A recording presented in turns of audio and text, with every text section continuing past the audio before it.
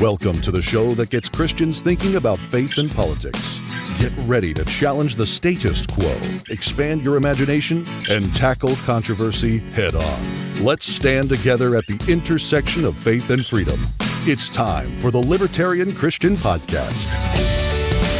Welcome to another episode of the Libertarian Christian Podcast, a project of the Libertarian Christian Institute and part of the Christians for Liberty Network. I'm your host, Doug Stuart, and I have another podcast host with me. His name is John Odermatt. You've probably heard of him if you listen to lots of libertarian podcasts. He's the co-founder of Lions of Liberty Network and host of the Finding Freedom podcast. John, thanks for joining us.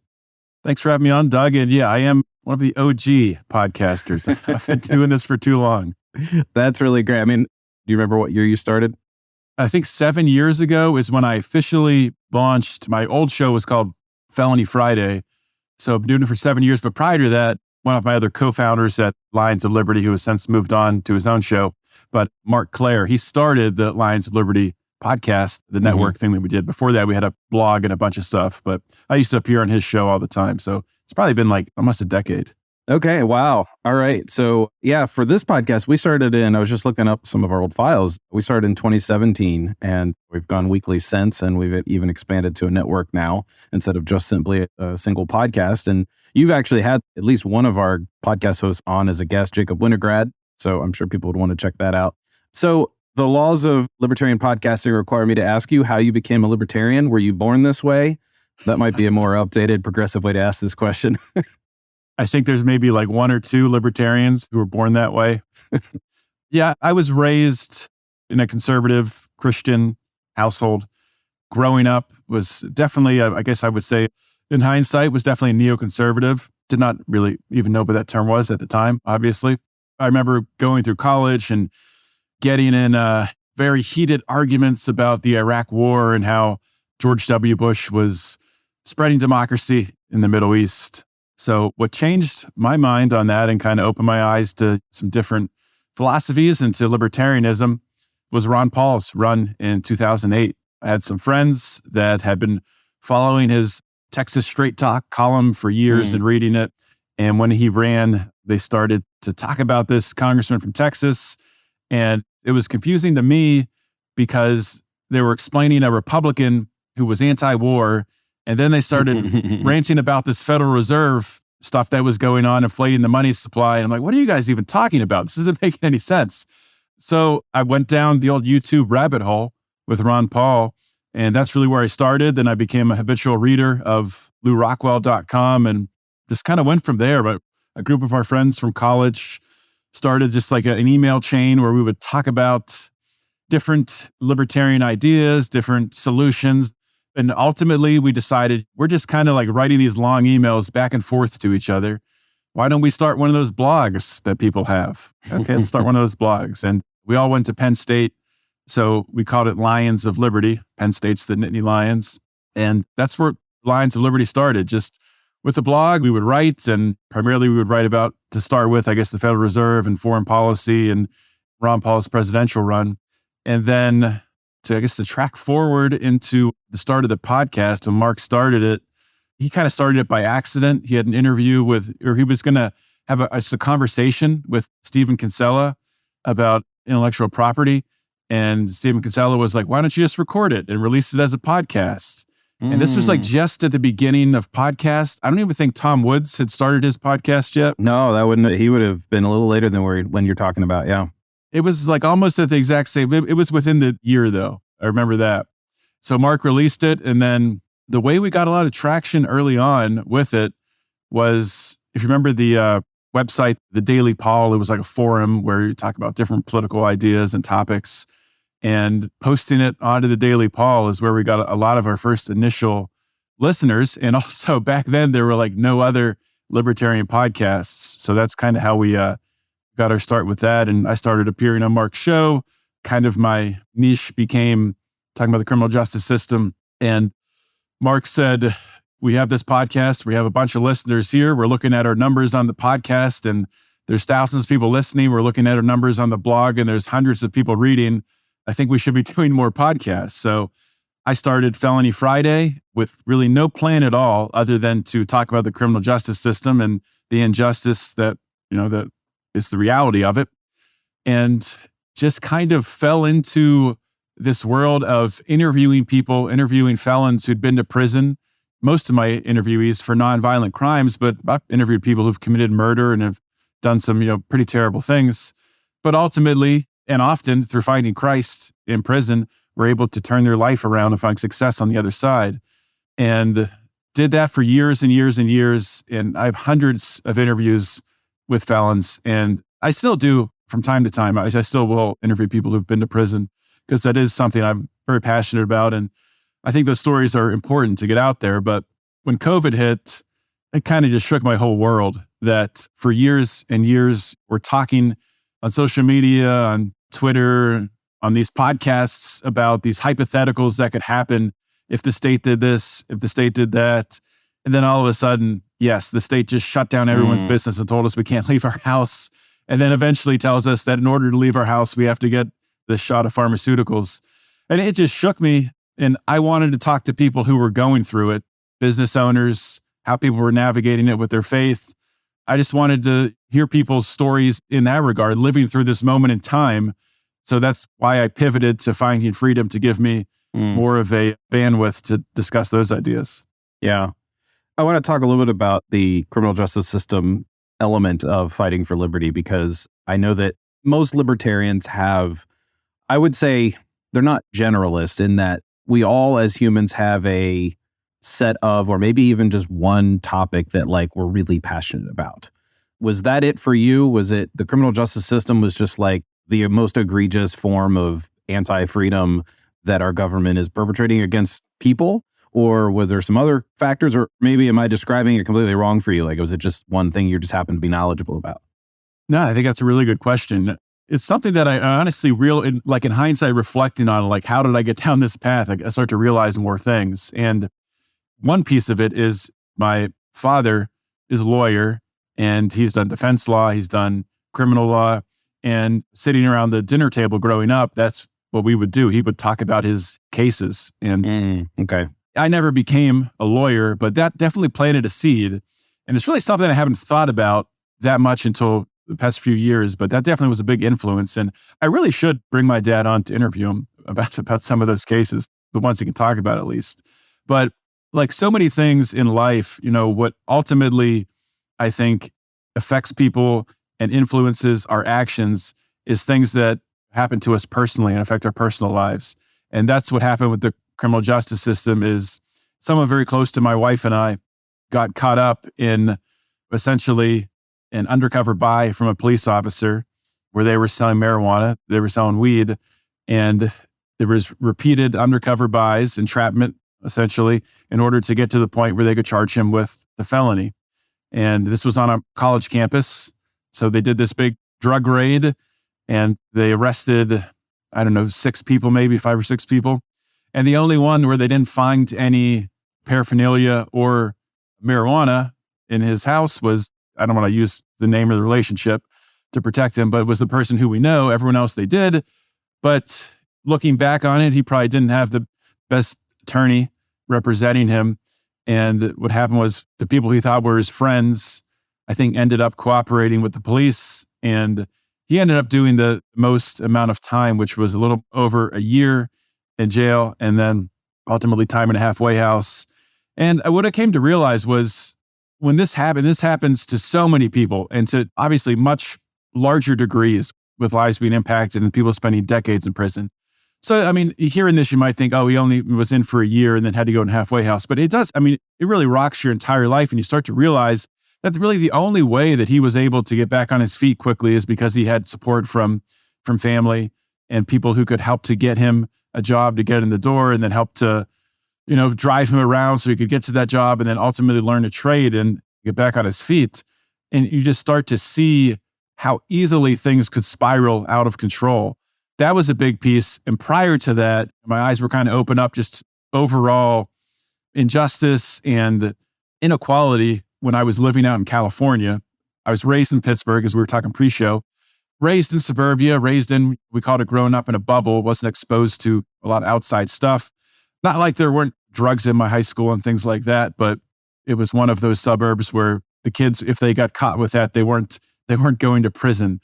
So when I was in California, I was working as a management trainee. So when I first got there, the plant manager needed to hire a bunch of people to work out in the plant to run the equipment. And what better person to help sort through resumes than a new hire out of college? I don't know what he was thinking, but he had me sort through the resumes. And as I was looking through them, paging through the stack of resumes, just by instinct, I didn't get instructed to do this. I just started taking out all of the people who had a criminal history and putting them in in the discard pile. After I did that, and I had a stack of 10 or 15 resumes to bring in for interviews, I took it up to the plant manager, showed them to him, and he's looking through the stack of resumes, and he sees that there's nobody there with any criminal history. And he's like, "This is odd. We always have a handful of people that we'll bring in to interview who have at least had some sort of criminal history, misdemeanor, some sort of low-level drug offense." And I'm like, "Yeah, I took all of those out of the pile for you. I thought you wouldn't want to interview those people." And he, takes me aside and explains that a lot of people working in the plant, they wouldn't have enough people to run the plant probably in that area. It's the Inland Empire, just an hour east of Los Angeles, just outside Riverside, California. They probably wouldn't have enough people to operate the plant if they didn't hire people who had a criminal background. So that was a big eye opener. And then working there for a year, getting to work out on the plant floor as a supervisor, getting to know a lot of these people, learn about their families. And you realize they're just like you, just like me.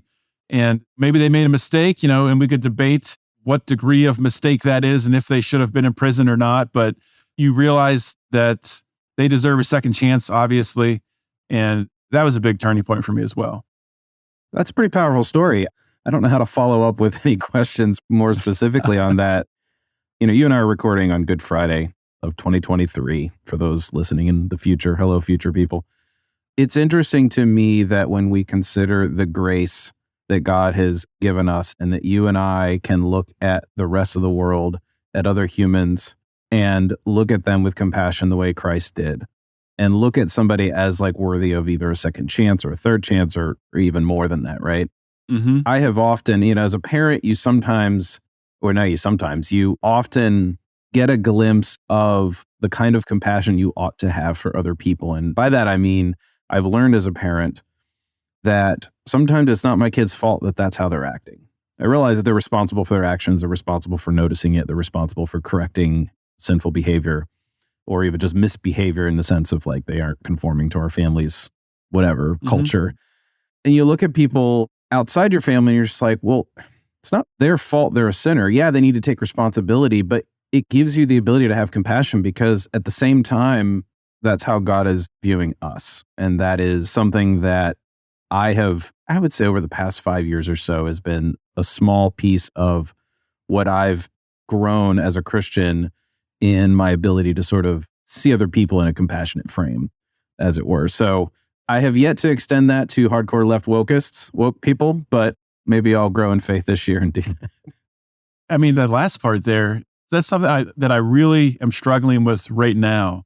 With all of these things happening, I kind of go back and forth on this. I mean, this isn't the first time in the history of the world where debauchery and sexual immorality and this sort of trans agenda has become prevalent in the world. It's not the first time. And I do struggle as a Christian with how to respond to it. I mean, obviously you don't want to promote it, but I kind of have been self-reflecting, and part of my journey as a Christian over the past, especially the past year or 2 years, and it's definitely affected a lot of the content that I put out. And some of the podcasts that I'll go on is I have to be careful what I'm promoting. I don't want to be promoting sin and that part of the culture. So it's a tough line to toe because yes, of course you don't want to promote this woke agenda, but you still want people to know that the path out of that is through Christ. And that's the only path out. And something that I've learned as a Christian, and I feel like I've had this slow growth as a Christian. I hear all these testimonials of people finding Christ, and it seems like at least the way they explain it, I'm sure it's not this way that often, but it sounds like things turn around right away.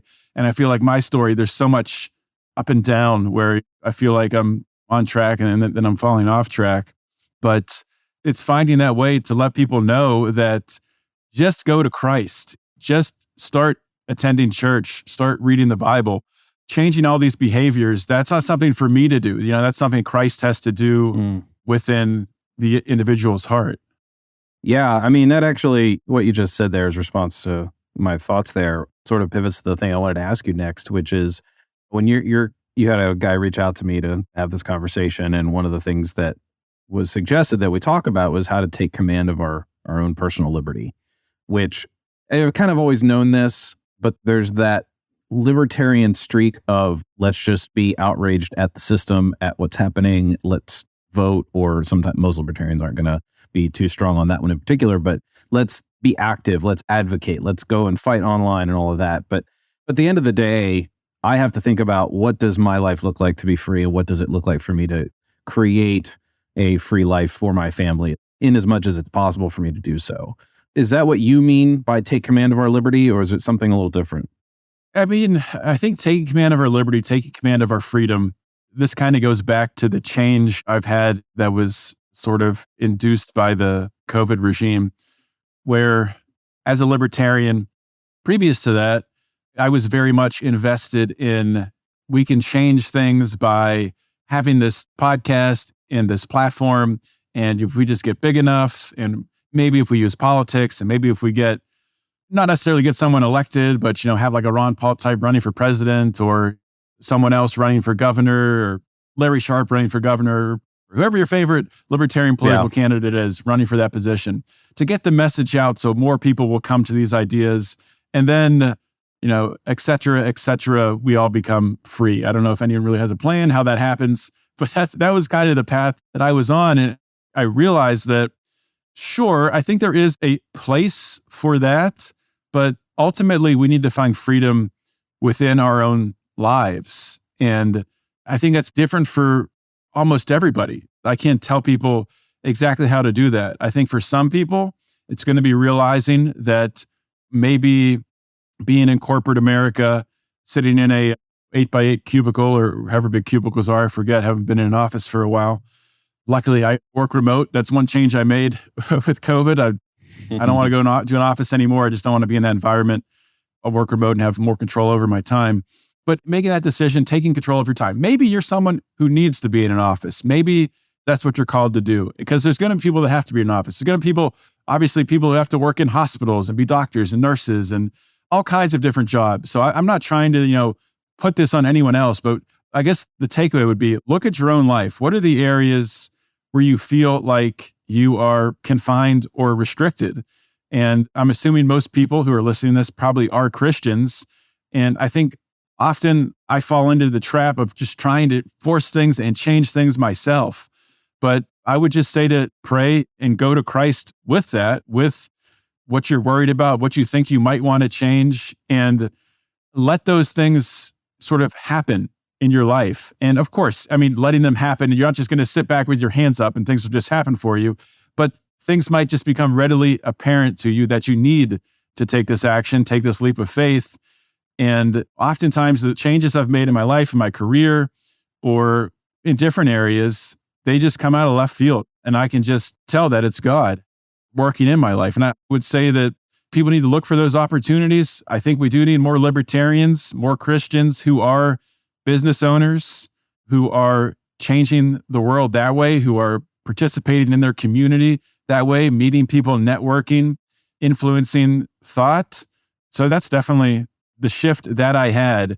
And there's this greater, I should say, debate in the libertarian community between what I first talked about with advancing liberty through what's called spreading the message, which I think there is a place for that. And then there's the other side that came out of it, where they've been referred to or maybe self-branded as the post-libertarians. Many are good friends of mine. And there's these like two sides of the debate, which the one side, the post-libertarians, do definitely promote this path of finding freedom in your own life, getting independent as much as you can from the system, trying to create some additional streams of income. So if you do lose your job, or if you do have your business shut down by the government, then maybe you have something to fall back on. So there's these two sides, and I don't think it's a binary choice. I think it's presented by people on both sides of this debate that it needs to be one or the other. I don't necessarily think it does have to be one or the other, but I think each individual has to find the mixture that works best for them. And especially those people who maybe maybe if you can't afford your own apartment or your own car or things like that, can't afford to live on your own and you're living paycheck to paycheck, maybe you shouldn't be spending $1,000 to go to Pork Fest or to go to a Libertarian convention or to do things like that. Maybe you should be saving your money for that car and saving your money to get your own apartment and trying to get to a point where you can attract a spouse and start building a family. Hello, everyone. It's Doug from the Libertarian Christian Podcast. You might notice already that this recording sounds quite a bit different from usual. In fact, it probably sounds pretty crappy. Well, I'm doing this to show you something pretty amazing. As you might know, the guys over at Podsworth Media have been producing my show for several years, quite a while, hundreds of episodes. And now they have a brand new online app for taking rough recordings like this one and making them sound a whole lot cleaner and a lot more listenable in just a few easy clicks. So here are some of the core features. They remove background noise. It reduces plosives, which is really handy for me because I often forget to put my pop filter on before I do a YouTube video. Because pop filters look terrible when you're on camera. It fixes clipping. It removes clicks and pops. It evenly levels dialogue so that you don't have somebody talking really quietly and then somebody talking really loud because they're too close to the mic or too far away from the mic. It evenly levels dialogue so that you don't have somebody talking really quietly and then somebody talking really loud because they're too close to the mic or too far away from the mic. How do you use it? It's easy. You go to podsworth.com, you click Get Started, and because you're a listener to one of the Libertarian Christian Institute's podcasts, you can get 50% off your first order by entering the promo code LCI50. That's LCI50, and you will get 50% off your first order. If you are doing anything like a podcast, a video, a sermon, an audiobook, anything that's spoken word, you want to use podsworth.com and clean up your audio to be even more professional and polished. You want to use podsworth.com and clean up your audio to be even more professional and polished. Have you had to make any difficult choices that would make your life more free, but, there were hurdles to overcome to get there? Absolutely.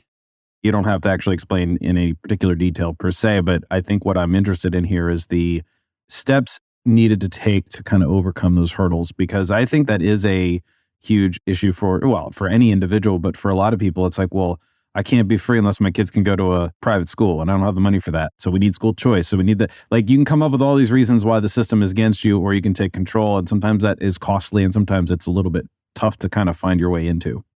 Yeah, well, that's an outstanding question. So I think, something that I've learned, which really I've been reflecting on a lot recently, and I do work a full-time job. I have this Lions of Liberty podcast. I have a couple other side businesses to different degrees of success. Some of them are more charities than successful businesses, but trying to find that path. And I think one thing that we're all going to confront in our lives is we are going to suffer in this world, right? And you can suffer by being in the spot where you're going to that corporate job. And the corporate job that you hate, I should say. Some people love it. I'm not talking to you. If you love your corporate job and it fulfills you, please keep doing that. But people who absolutely hate Some people need to tell us why DEI sessions are bad from experience, right? Exactly. That's reason enough to try to get out of corporate America. But so you choose your suffering, right? And you gave the example of kids going to public school. My daughter does attend public school. It's not at least to what we're always looking at the curriculum, and we're talking to other parents and teachers and understanding what she's learning. We're very invested in her education, and there isn't a woke agenda in this particular public school system to the degree. Hey, John, you're on a libertarian podcast. You can call it a government school without any ramifications. In this government school. I should say to the degree that we're seeing in, places, it's terrifying, some of the things that you see being taught in other government schools. But honestly, any day, one thing could come home that we could hear, and we're ready to pull her out, and we have backup plans ready to go. But at this point in time right now, this season in our life, this is what we're doing. But to go back to what I was talking about, choosing your suffering, and that's even with your children, the decisions that we make when they're young do kind of dictate the ways in which they're going to suffer. So like to use the government school example, depending on the circumstances of that education, are they learning the basic skills in that school? Is it a good government school in the part where they're actually learning how to read and write, and they're not getting a woke agenda shoved down their throat. So yes, they are going to be exposed to some other things. And then you can weigh that against the suffering, using air quotes, of being homeschooled. I'm sure there's libertarians yelling at their phones right now, their listening devices, saying there is no suffering in homeschooling. It's all glorious. It's all wonderful. Of course there's suffering. Of course the parents are making sacrifices, and it's difficult and it's tough to teach your kids. And some days they don't want to learn, and some days they talk back to you, and choosing your suffering. And I love people who homeschool and are able to do that and love doing it. I think it's fantastic. But I mean, as a little side tangent here, I think it's important to remember, in addition to the kids that are being homeschooled, your kids, yes, maybe they're getting the ideal education for them, and maybe it's the best case scenario and everything's wonderful, and they're still interacting with other children and growing socially and playing sports and all that good stuff. I know plenty of homeschooled kids or privately schooled kids who do all that stuff. But at the same time, I mean, there is another side to that coin where there's everyone else's kids, right? And everyone else's kids are in the government schools. And your kids are going to grow up with these other kids in this world, in this culture that we live in. So trying to influence those schools by either supporting someone who's running for a school board who aligns with you ideologically, or running yourself, or getting involved in your community or some way, or coaching your kids' teams, or, I mean, there's so many different ways to do it, but trying to influence the lives of other children who are exposed to maybe this severe woke propaganda is important. But to come back to your original question, so choosing your suffering, I mean, to use the example of changing jobs or starting a business or starting a side hustle, is it suffering to get laid off, right? You're going to get laid off. For some people, it's suffering to have to go into a cubicle every day and have people gossiping behind your ear about, the inter-office politics, and it can drive you mad. Or sitting in the DEI brainwashing segments, or hearing the different things about how they've changed affirmative action, where this gender and this race, if you bring someone into the company and this gender and this race and this bucket, then you get a kickback of this much money. But if it's this gender and this race and this bucket, it's only this much money. You hear that stuff, it drives you totally insane. That in itself is a degree of suffering. But you got to choose how you want to suffer and look at the short term and the long term. Because if you suffer maybe in a corporate job that you hate for 40 years, you've lost 40 years. But if you suffer starting that business, if you suffer starting that side hustle, and maybe you work your butt off, maybe you give some nights away from watching Netflix or whatever you like to watch on TV, watching baseball or football or whatever, maybe you give some of that time away and you instead invest that in learning a skill. So you can start a side hustle, maybe, I don't know, editing podcasts or whatever, and building up from there, just to give you something else in case you do get laid off from your job, that you're not going to daddy government to get your paycheck. And I think a lot of libertarians during COVID, I know so many people, and I know the jab is controversial. I'm sure even this libertarian audience is divided on it, but I think it's kind of universally accepted that it's not good to be reliant on having to get a pharmaceutical injected in order to go to work or to do your job. That's probably not a good thing to have as a requirement in your life in order to feed your family. So that would obviously be suffering. Maybe you have to go and get this jab, and that's a decision that you might feel like it's being forced on you, it's being pushed on you, have to do it. But a lot of libertarians had to do it because they had no other strategy. There was no other path they could take. The only thing they could do is keep going to their job. They didn't have anything to fall back on. They didn't have another skill they built up. They didn't have their resume up to date where they could apply and then start interviewing quickly and get another job. Or they were constrained by where they were living and weren't ready to move. So there's so many different ways, so many different avenues that you can look into to expand your freedom and to find your freedom. I think that to go back to the offer grace to others, right? We can offer grace to ex-cons. We can also offer grace and mercy to other libertarians who have made decisions that are suitable for their circumstances that you and I could just never stomach making, right? Like the example you gave, like taking, I don't like calling it the jab because it's sort of been, that term is sort of alt-right in my mind, which I realize I'll just tell you the reason I use it, and sorry to interrupt you, but the reason I use it is strictly because of YouTube. And we've had so much content flagged and taken down, and our channel got strikes. So oh, really? So you're saying using that term means it's far less likely to get flagged on YouTube? Oh yeah, if you use the V word, it's much more likely to get flagged. Oh, that's funny. I had never thought about that. I have only heard sort of hardcore Trump right people call it the jab, and in capital letters, and sometimes if the formatting allows, they do the trademark superscript or whatever. But Right. Okay, that's interesting. That's funny. So anyway, all right. So back to my actual comment, what you were saying. Sometimes, I think that in particular is a really good recent example of like the kinds of decisions that one has to make. And I don't begrudge anybody for having to make that kind of decision. Yeah. The circumstances are going to be different. Like you said, like maybe they can't move and get a new job, or maybe the new job just won't pay the bills. And okay, fine. I can extend grace to that. We're sitting here at a moment where a lot of those decisions are a little bit in the past. And so it's a good time to reflect on, well, how can we prevent this kind of thing from happening? And, you mentioned the sort of post-libertarian mindset of like taking ownership over the things that you can do to control your life if the government really comes down hard on you.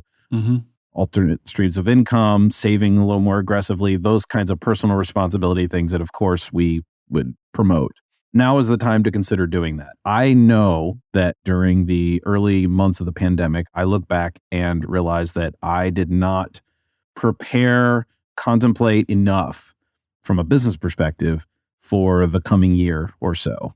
And my family, we were fine, but I also look back at that as like, wow, I did not seize the day. I had a lot of time on my hands, more than I expected to, right? Mm-hmm. Now, I did seize the time to spend time with my family. We did a ton of things in addition, that we could never have been able to do since we were all home. But from other perspectives, I think I could look back at that and say, you know what, I could have done better. So now I'm already thinking about like, well, I don't think there's going to be a pandemic of that sort on the near horizon. But if it does, or if there's something very similar in its effects, I'm going to be more prepared. And now is the time to reflect on that. No, I 100% agree with you. And yeah, like I don't think we'll have a exact repeat, the same thing play out the same way, but it does seem like we're living at a time where government tyranny is accelerating. And whereas before the pandemic, it was kind of hard for me to visualize how some of these things could or would play out. And this could be something that could take a decade to play out or even longer, but it is only a matter of time until there is a central bank digital currency and every transaction that we make is tracked by the government. That's something that's absolutely going to happen. And sure, I mean, that's not the end of the world. I think some people talk about the CBDC and think, well, once they get the CBDC and they get our claws into us, it's just over. Let's put our hands up. Liberty is lost. And we kind of forget that, I mean, they've had a lot of that over us already. They've been monitoring our conversations and all of these different things. And, taxation has been out of control for a very long time. So that's not to minimize the CBDC, but, I think as libertarians and as Christians, we need to remember we've been living in a fallen world for a very long time. And these creations of the world that are creations of the devil, be it, at least I believe, I don't know if you agree, but like use the internet, for example, or AI. AI is a big thing that everyone's talking about with ChatGPT and the effects of it and what should we do? I mean, should we even be using it? And kind of the way that I look at it, at least at AI and at the internet, is, well, we can still use these things for good. We can still use these things to advance Christ's message. And yes, there's going to be bad aspects to them because we live in a fallen world, right? And with the CBDC, yes, there's going to be a lot of bad things that happen. But yeah, maybe there are other avenues with cryptocurrency and Bitcoin. And there's things that people can learn how to use those to create some freedom in their life. So these are extremely complicated times, but I keep wanting to check myself and think, are these really that much more complicated than people dealt with in the past? And maybe they are. Maybe there's just so much information now and information overload with the internet. Obviously, it's very different than the complicated decisions that people dealt with in the past. And I'm not saying that there's similarities there, but I think we forget that this world has always been fallen. The prince of this world has always been in control. And the only path to God has always been, well, after Christ came back, has always been through Christ on the cross. So I don't know. I mean, I don't know where I'm going with this, but it's just something that I've kind of been wrestling with recently. Yeah, I've often thought of what it was like to go through the Great Depression. I thought about this back in 2007, 2008 when we had the bank failures and the recession then. And I wouldn't say I was right in a prediction, but the way I realized that it wasn't going to be as bad was that, first of all, there's a lot more people. And so the economy is a lot less tangible to talk about. There was many economies, and some economies were affected more than others, depending on what industries you were in. I mean, that's more commonly used word. Which industry, the trucking industry or the food industry or the pharmaceutical industry or the banking industry, those are smaller pieces of or large, but they're segments of the economy that were affected in various ways. But the other thing that I kind of noticed was that we've got a lot more stuff. Like, we have a lot more physical goods. Like, you hear stories about the Great Depression and they just didn't have bread, or they didn't have this. And I'm like, well, why didn't you make bread? Well, that's not what we did. Or, well, I guess they made bread back then. But like, it just seemed like we have such an abundance of material goods in this start of this century that they didn't have 100 years ago, right? Or 80, 90 years ago. And so, I don't know. I don't think it was, I forget where I was going with that in my thought process, but just sort of to comment that I think it is a different world, but the fundamental, the devil is against us, and there is always going to be a beast after us. To sort of hearken a little bit to the book of Revelation, is always going to be there. And sin is going to affect our lives. We're going to be tempted by almost always the same things, just in different ways. Sometimes it'll be harder than others in different generations. I think the sexual temptations and debauchery in that regard are far easier to fall into for our kids than it was for us as kids, just because of the internet. And so, I mean, I don't know. I often think about what sort of, I don't know, call it ancient wisdom. It could just be wisdom from 50 years ago about how do we walk with Christ? How do we make personal decisions? How do we relate to one another in a way that is reflective of Christ-likeness? And how do we resist? How do we resist the devil in the form of what other forms the devil is taking out in society, whether it's systemic, I'm okay calling it systemic sin, something like the Federal Reserve System, right? Or social, what's the word that the left often uses?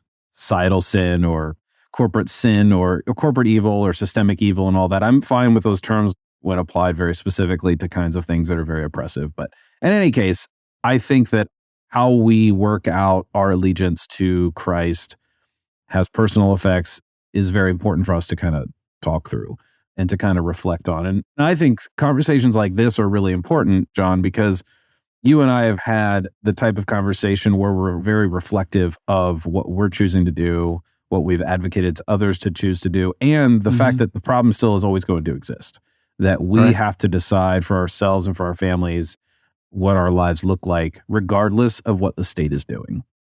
Yeah, just to continue to be reflective. I guess that's the tone for this episode right now. I don't know why I'm feeling that way, but so when I started Felony Friday, I was a Christian at the time, but I was afraid to really talk about my own journey as a Christian, or even ask my guests about theirs. And in talking to many of Fallon's people who've been to prison, that was a part of their story. And rather than taking the opportunity to dive in and ask more questions around that, I would just kind of move on. And I guess I just wasn't ready for that for whatever reason. But there's definitely been a shift in the past year where it's been put on my heart, and maybe I should go back and re-interview some of those people, because I think that would be the most powerful component of that story, to dig deeper into it. And plenty did go into it in those older interviews, but I just feel like I could have done more to make Christ the center of that interview, rather than just kind of making it comment in the middle and a piece of the story, making it the story. Not every interview, but reflecting on it, there's definitely some that I could have done a better job.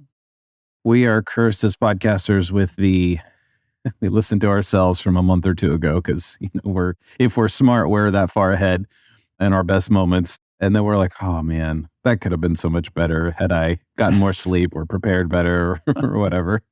I appreciate you, John, joining me for this conversation. Is there anything else you'd like to say about what you're up to? Yeah, I'll just go ahead and plug the Lions of Liberty Network. Come over, check us out if you haven't listened, or if you used to listen and you left. come give us a listen. My show has changed. We've talked about here in the past couple of years, it's changed a lot. So come check out the new show, Finding Freedom. It's on Mondays on our Lions of Liberty Network. And then on Wednesdays, we have, I forgot the name of Brian's show. I just went totally blank. It's called Mean Age Daydream. And Brian's show is more around current events, politics, culture, things like that. I will give a warning, though. There is going to be a little bit of cursing. So if you're listening around children, just be aware of that. I don't know how you can't curse when you're talking about current events lately, John. Exactly. And then on Fridays, we've been trying something new out where we have a show called Meme Wars. And you can listen to podcast form, of course, but we're trying to encourage people to come to YouTube or Rumble. And we talk about, some different, short videos or memes that are just current for that week and give a little libertarian spin on them. Awesome. Well, John, thank you for joining me for this. Thank you. Thank you for listening to another episode of the Libertarian Christian Podcast. If you liked today's episode, we encourage you to rate us on Apple Podcasts to help expand our audience. If you want to reach out to us, email us at podcast@libertarianchristians.com. You can also reach us at LCI Official on Twitter. And of course, we are on Facebook and have an active group you are welcome to join. Thanks for listening, and we'll see you next time. The Libertarian Christian Podcast is a project of the Libertarian Christian Institute, a registered 501c3 nonprofit. If you'd like to find out more about LCI, visit us on the web at libertarianchristians.com. The voiceovers are by Matt Bellis and Catherine Williams. As of episode 115, our audio production is provided by Podsworth Media. Check them out at podsworth.com.